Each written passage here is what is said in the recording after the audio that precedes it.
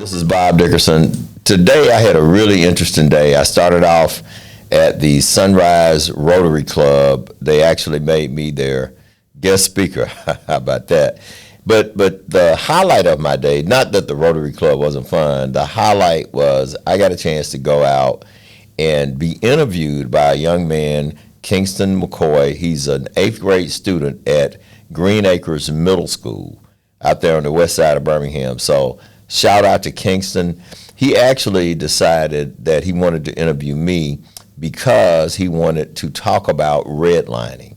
Now, I don't think that there are that many 8th graders that are really dialed in, tuned in, and aware of what redlining is, what it does, its history, and some of the things that have been done to combat it.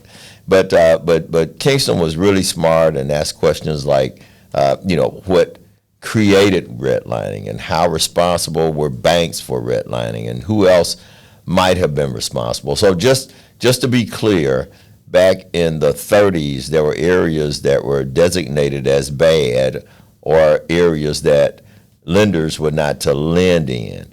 And you might imagine these were urban, inner city areas that were inhabited by black people, brown people, and poor people.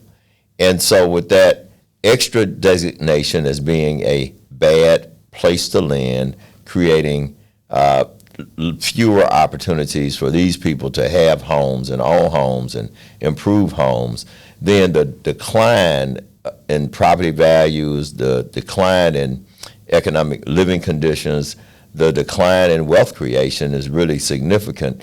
And those same areas that were redlined almost 100 years ago are still struggling to come back even now.